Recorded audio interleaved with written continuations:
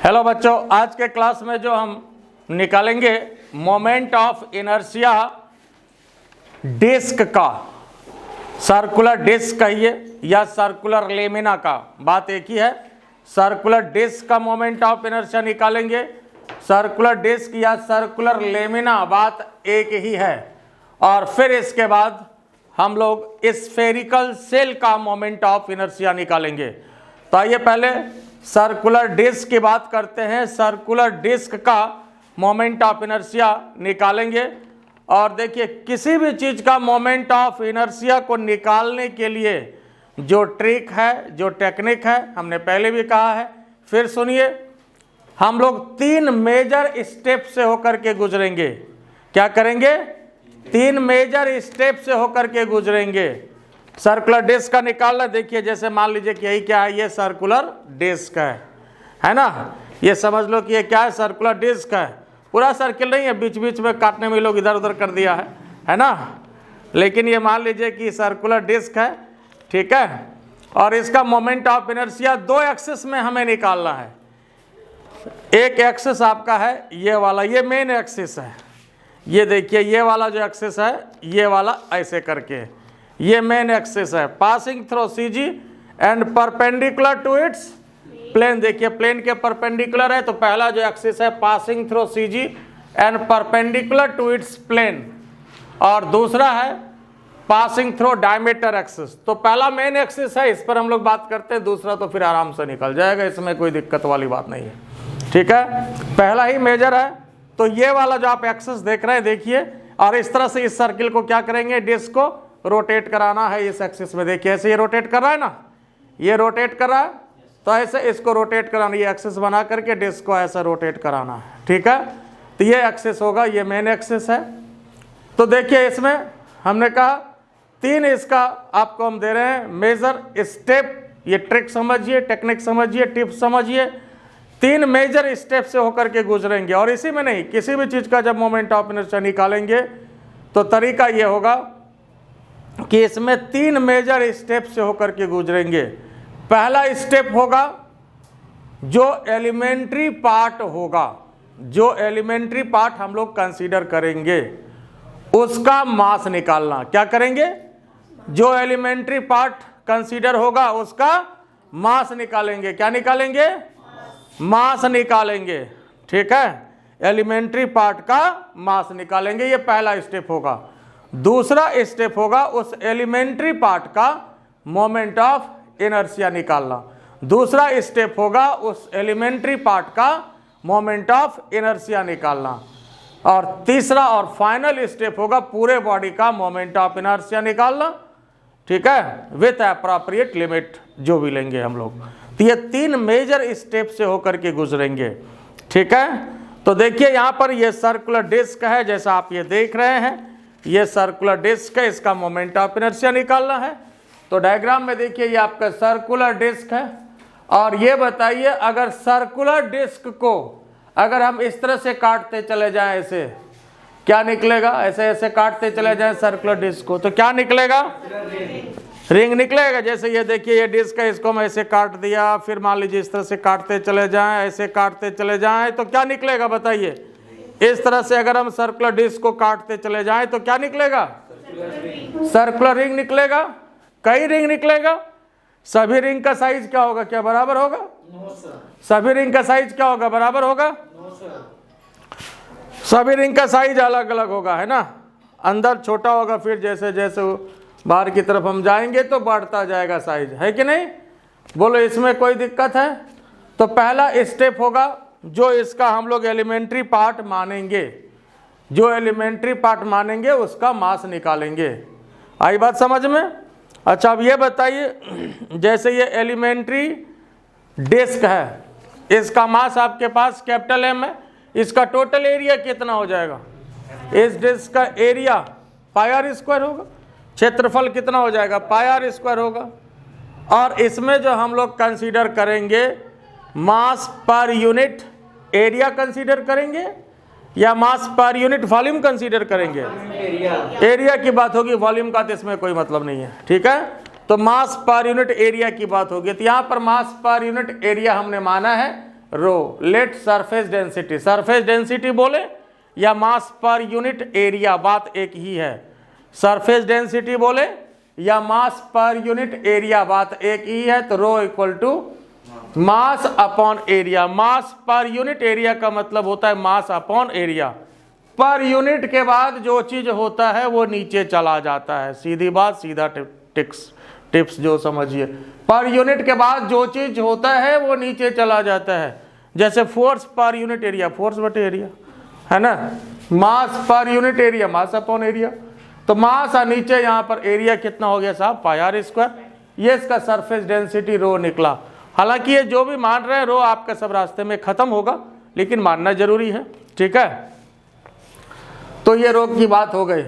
अब यहाँ पर देखिए हमने कहा कि अगर इस डिस्क को ऐसे ऐसे काटते चले जाएं तो क्या निकलेगा, कई एलिमेंट्री रिंग निकलेगा, कई सर्कुलर रिंग निकलेगा। अच्छा ये बताओ, कोई भी जैसे सर्कुलर रिंग है तो इसका मोमेंट ऑफ इनर्शिया हम लोग mr स्क्वायर दे सकते हैं कि नहीं। कोई भी सर्कुलर रिंग अगर है, जैसे मान लीजिए कोई भी सर्कुलर रिंग है, रेडियस r है, मास m है, मान लीजिए एक्सेस आपका ये रिंग है, एक्सेस ये है, तो इसका mr स्क्वायर दे सकते हैं कि नहीं। इसका moment of inertia mr square दे सकते हैं, इसलिए कि इसका जो भी मास है, अंदर की बात यह है कि जो भी मास है ना जनाब, वो सभी मास तो ऑलरेडी जो है ये बाहरी पार्ट पर ही है, और सभी मास जो भी है r डिस्टेंस पर ही है। कोई भी मास r से ज़्यादा पे नहीं है, r से कम डिस्टेंस पे नहीं है। मास जितना भी है सभी r डिस्टेंस पर ही है, इसलिए इसका जो है फिक्स रेडियस है, फिक्स डिस्टेंस है मास का। तो इसलिए रिंग का moment of inertia mr square ले सकते हैं और लेते ही हैं। रिंग का moment of inertia mr square लेंगे, ठीक है। अब वही डिस्क की बात करें तो क्या इस डिस्क का moment of inertia mr square ले सकते हैं, तो नहीं ले सकते हैं। डिस्क का moment of inertia mr square नहीं ले सकते। mr स्क्वायर लेने का मतलब हुआ कि पूरा मास सब यहीं पर है, क्या ऐसा है, ऐसा नहीं है। पूरा मास सब अलग अलग डिस्ट्रीब्यूटेड है, यूनिफॉर्म डिस्ट्रीब्यूशन है। इस वजह से डिस्क का मोमेंट ऑफ इनर्शिया जो है mr स्क्वायर नहीं ले सकते। बोलो बात समझ में आया कि नहीं। डिस्क का moment of inertia mr square अगर ले लेते तब तो झंझटे खत्म था, तब निकालते काहे के लिए, है ना। तब तो mr स्क्वायर डायरेक्ट ले लेते, आपका भी कष्ट दूर, मेरा भी कष्ट दूर, है कि नहीं। लेकिन यहाँ पर mr स्क्वायर हम लोग नहीं ले सकते हैं, इसलिए अब तरीका यह है कि हम लोग इसको एक स्पेशल प्रोसेस से निकालते हैं। तो इस डिस्क को अगर हम लोग इस तरह से काटते चले जाएं, इस डिस्क को इस तरह से काटते चले जाएं तो क्या निकलेगा, क्या निकलेगा, सर्कुलर रिंग निकलेगा। आई बात समझ में। और एक रिंग पर हम विचार कर रहे हैं, ये एक रिंग पर विचार कर रहे हैं, एलिमेंट्री पार्ट इसका, और इसका रेडियस कितना है x, और इसका थिकनेस कितना है dx है। थिकनेस कितना है dx है। तो पहला स्टेप में क्या बताए थे, क्या निकालना होगा, एलिमेंट्री पार्ट जो मानेंगे, जो कि यहाँ पर एलिमेंट्री रिंग है, उसका मास निकालना है। एलिमेंट्री रिंग का क्या निकालना है, मास निकालना है। तो इसके लिए क्या चाहिए हमें, एलिमेंट्री रिंग का पहले तो एरिया चाहिए। अब ये देखिए एलिमेंट्री पार्ट, ये जो आप देख रहे हो ये रिंग, ये जो शेडेड पार्ट आप देख रहे हो, ये शेडेड पार्ट जो आप देख रहे हो, एलिमेंट्री रिंग का एरिया चाहिए। रेडियस कितना है साहब, x है। थिकनेस कितना है, थिकनेस कितना है, रेडियस x है। और कैपिटल R जो देख रहे हैं ये तो आपका पूरे डिस्क का, ठीक है। यहाँ जो एलिमेंट्री रिंग माने इसका रेडियस x है और थिकनेस कितना है dx है। तो इस एलिमेंट्री रिंग का एरिया कितना होगा। अब देखिए यह जो एलिमेंट्री रिंग बनेगा, ये जो एलिमेंट्री रिंग बनेगा इसका एरिया चाहिए। ये ऐसा एलिमेंट्री रिंग बनेगा, ठीक है। ये इस तरह का देखिए ये एलिमेंट्री रिंग बनेगा और इसका हमें एरिया चाहिए। तो इस एलिमेंट्री रिंग का एरिया कैसे निकालेंगे, इसके लिए एक तो डायरेक्ट फार्मूला आप याद रखिए, सरकमफेरेंस इनटू थिकनेस। क्या चाहिए आपको, सरकमफेरेंस इनटू थिकनेस। ये कैसे हुआ, इसके लिए ऐसा करिए कि यह जो आपका एलिमेंट्री रिंग है, देखिए इसको तोड़ करके आप सीधा कर दीजिए। क्या करिए, इसको तोड़ करके सीधा कर दीजिए, ठीक है। अब देखिए यह एक रेक्टेंगल के समान हो गया कि नहीं। क्या करना है, इसको तोड़ करके सीधा कर देना है। देखिए या एक रेक्टेंगल के समान हो गया कि नहीं? तब इसका एरिया क्या हो जाएगा? लंबाई गुना चौड़ाई, लंबाई गुना चौड़ाई हो गया कि नहीं? अब यह देखो, यह जो ये आपका लेंथ था, है ना, जो सरकमफेरेंस था, अब ये लेंथ बन गया। तो सरकमफेरेंस कितना था? 2 पाई x, ये सरकमफेरेंस होगा। और थिकनेस कितना है? ये dx है। तो सरकमफेरेंस इंटू थिकनेस, इसको डायरेक्ट याद रखिएगा फॉर्मूला। कैसे हुआ समझ गए? ये जो आपका एलिमेंट्री रिंग था, इसको तोड़ के सीधा कर दिया, ये रेक्टेंगल बन गया। सरकमफेरेंस था आपका ये 2 पाई x, ये dx है थिकनेस। तो circumference into thickness, area of the elementary ring कितना बना साहब? Circumference into thickness. तो सरकमफेरेंस कितना है? 2 पाई x है, और थिकनेस कितना है? dx है। तो circumference into thickness 2 pi x dx, ये आपका एरिया हुआ। और हमें चाहिए एलिमेंट्री रिंग का मास। क्या चाहिए? क्या चाहिए? एलिमेंट्री रिंग का मास। तो क्या करना पड़ेगा इसके लिए? एलिमेंट्री रिंग का मास चाहिए, ये एरिया है। और यूनिट एरिया का मास कितना है? रो है। मास पर यूनिट एरिया हम लोग माने हुए हैं।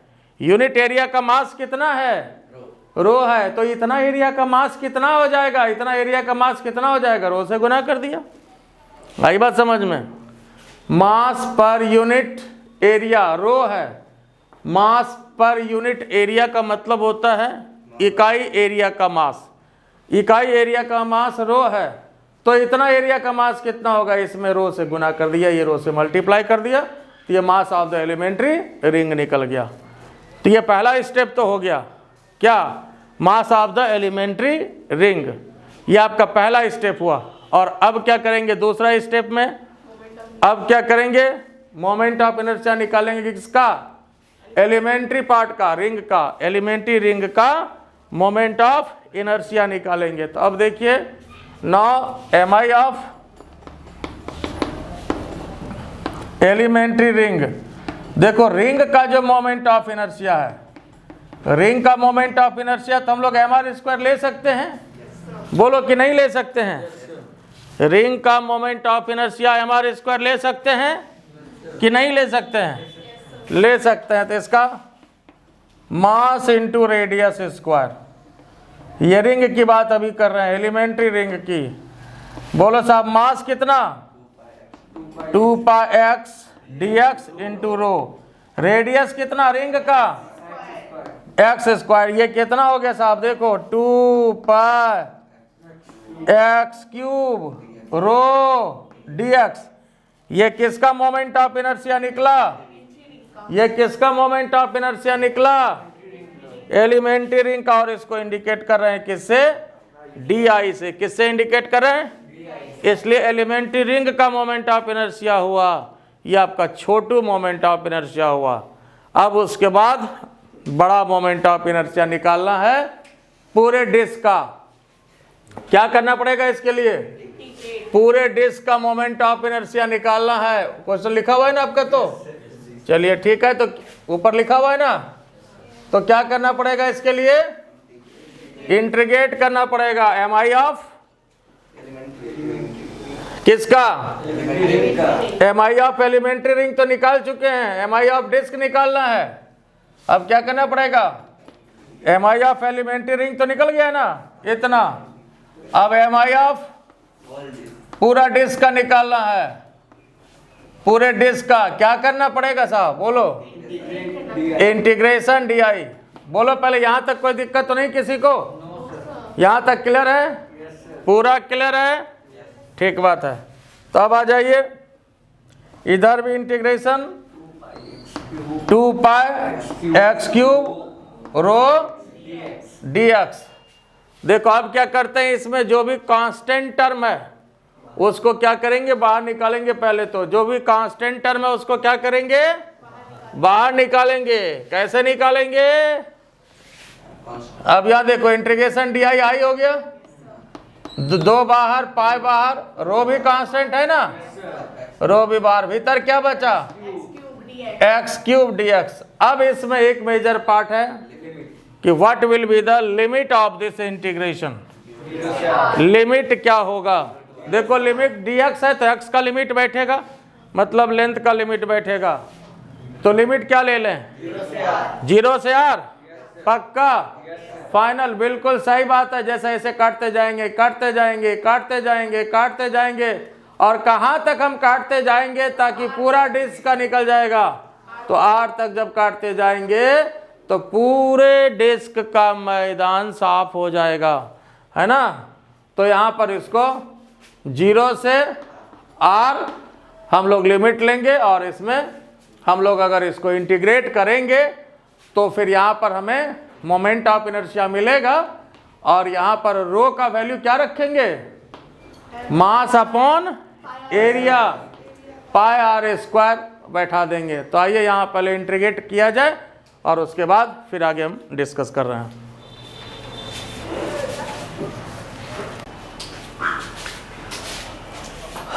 और अब देखिए क्या करना है, इसको इंटीग्रेट करना है ना। तो फिजिक्स इसका यही तक था, अब क्या है? मैथमेटिक्स है। क्या करना है? इसको इंटीग्रेट करना है। तो यहाँ देखिए, अब ये बताओ इसका इंटीग्रेशन 2 पाई रो और एक्स क्यूब का इंटीग्रेशन क्या हो जाएगा? x4 अपॉन 4, 0 से r। और अंदर जो भी कांस्टेंट टर्म हो उसको बाहर निकाल लेना चाहिए। तो यहाँ पर ये 4 है ना, ये बाहर निकाल लेते हैं। अंदर फिर क्या बचा? x4, 0 से r, है ना। अब ये देखो 2 से ये 4 कटा, तो यहाँ पर ये पाई रो अपॉन 2। और लिमिट बैठाने का क्या तरीका? x के स्थान पर ऊपर वाला लिमिट, x के स्थान पर ऊपर वाला लिमिट माइनस करके x के स्थान पर नीचे वाला लिमिट। अब समय आ गया कि रो का वैल्यू भी हम लोग पुट कर दें। तो यहाँ देखिए पाई रो का वैल्यू कितना? m upon pi r square, नीचे 2 अपने जगह पर, r4 भी अपने जगह पर, पाई पाई खत्म हो गया। r4 है ऊपर, नीचे r स्क्वायर, तो एम आर स्क्वायर ऊपर होगा और नीचे क्या? 2। और यही मोमेंट ऑफ इनर्शिया आपका डिस्क का होता भी। एक बार फिर मैं इधर लिख देता हूँ, एम आर स्क्वायर अपॉन या हाफ एम आर स्क्वायर। जैसे याद रखिए, डिस्क का मोमेंट ऑफ इनर्शिया क्या होता है? एम आर स्क्वायर अपॉन 2 या हाफ एम आर स्क्वायर। क्या बोले, इसमें कोई दिक्कत है? ये बात क्लियर हो गया। लेकिन ये किस एक्सिस में है? ये कौन सा एक्सिस है ना। अब ये जो एक्सिस है, ये देखिए ये वाला एक्सिस है, passing through C G and perpendicular to its plane, plane के परपेंडिकुलर, ठीक है ना। Passing through C G and perpendicular to its plane. आई बात समझ में। और अब जो निकालना है जो दूसरा एक्सिस, वो है आपका डायमीटर एक्सिस। ऐसे जैसे मान लीजिए इस टाइप से, ये है ना, लोग बड़ा एक्सिस लाते हैं, ऐसे समझिए। जैसे मान लो कि ये आपका डिस्क है, ये क्या है? ये डिस्क है। और अभी जो निकाले हम लोग, ये एक्सिस था, जेड डैश इसलिए लिखा गया था, ये एक्सिस में निकाले हैं, जेड डैश एक्सिस। और अब जो निकालना है डायमीटर एक्सिस, ये वाला एक्सिस, ये समझिए या ये समझिए। ये डिस्क है मान लीजिए, ऐसे इसको कट कर लेना है और इस एक्सिस में निकालना है या इस एक्सिस में। दोनों बात बराबर होगा कि अलग अलग होगा? जैसे ये डिस्क का ये एक्सिस बना ले हम, ये ऐसे या ऐसे, बात बराबर होगा ना। और ये अलग है, ये जो भी हम लोग निकाले, ये वाला एक्सिस जो है ये अलग एक्सिस है। बोलो बात समझ में आया कि नहीं आया? ठीक है, ये निकाले हम लोग इस एक्सिस में, और आप जो निकालना है ऐसे निकालना, ये वाला एक्सिस और या ये वाला, बात बराबर है। तब इसके लिए क्या करना पड़ेगा, जरा सोचो तो, क्या करना पड़ेगा? देखिए ये एक्सिस हमको पता है, मतलब आई जेड पता है, और आई एक्स या आई वाई निकालना है।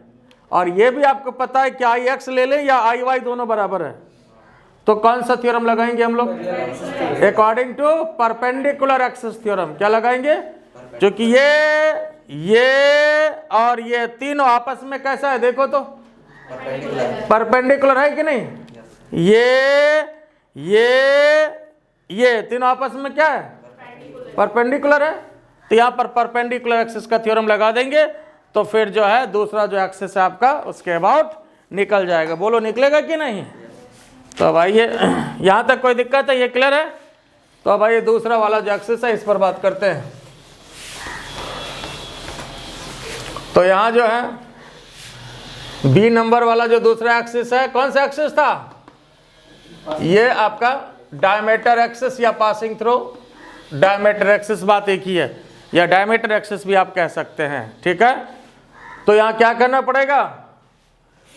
परपेंडिकुलर एक्सिस वाला थ्योरम लगाना पड़ेगा। एक इसके लिए डायग्राम दे देते हैं, और ये देखिए, अच्छा ये डायग्राम तो अब क्लियर है, इसको हटा दें। चलिए इसको मैं हटा देता हूँ।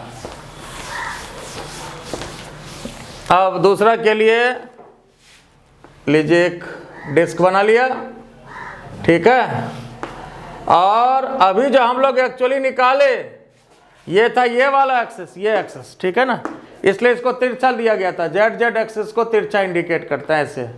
और अब जो निकालना, ये ऐसे, ये मान लिया आई वाई, और या ऐसे, ये मान लिया आई एक्स। अब जरा देखिए तो ये आई एक्स है, ये आई वाई है, और ये जो है आपका ये आई जेड है, जो अभी हमने निकाला, ये था आपका आई जेड। ये देखिए आई जेड है, ठीक है, ठीक है। अब तीनों एक्सिस आपस में देखिए, आई एक्स देखिए, आई वाई देखिए, और ये आई जेड देखिए, परपेंडिकुलर है। और ये भी बात स्पष्ट है कि इसमें आई एक्स और आई वाई बराबर होगा, इसलिए कि ये तो भैया डिस्क है। आप चाहे इधर से ले लो या इधर से इसको घुमा लो, क्या फ़र्क पड़ता है? जैसे स्क्वायर प्लेट हो तो आप किसी तरफ से उसको घुमाइए, ये तो डिस्क है। चाहे आप इस तरह से इसको रोटेट करा लो या इस एक्सिस के अबाउट रोटेट करा लो, बात बराबर है। तो यहाँ पर आई एक्स और आई वाई ये बराबर होगा, ये आपको पता है। और लगा दीजिए, अकॉर्डिंग टू थ्योरम ऑफ कौन सा? According to theorem of perpendicular axis क्या करना पड़ेगा? I Z equal to I X plus I Y, और आई एक्स और आई वाई दोनों बराबर, ये तो आपको पता है। आई एक्स और आई वाई दोनों बराबर है, तो यहाँ पर आई जेड इक्वल टू क्या हो जाएगा साहब? 2ix दे दूं? ठीक बात है। आई जेड आपको पता है कितना? अभी हम लोग निकाले जो, वो एक्चुअली आई जेड था, that is M R square upon, I Z था M R square upon 2 equal to 2ix। तो आई एक्स कितना हो गया साहब? एम आर स्क्वायर अपॉन, बोलो कोई आपत्ति इसमें? तो एम आर स्क्वायर अपॉन 2 बराबर 2ix, तो आई एक्स इक्वल टू कितना? M R square upon 4। और याद रखिएगा I X equal to M R square upon 4। बोलो कोई तकलीफ इसमें? ये बात समझ गए? तो यहाँ पर जो है एक्चुअली इस एक्सिस के अबाउट निकाले हम लोग एम आर स्क्वायर अपॉन, इस एक्सिस के अबाउट क्या निकाले? एम आर स्क्वायर अपॉन 2, और इस एक्सिस के about M R square upon, और इस एक्सिस के अबाउट दिए, दोनों तो बराबर ही होगा। ये समझ गए? बोलो इसमें कोई दिक्कत है? तो चलिए ठीक है, फिर जो हम लोग निकालेंगे, किसका निकालेंगे? Moment of inertia of spherical shell. इसमें कोई दिक्कत नहीं ना? तो चलिए फिर ठीक है।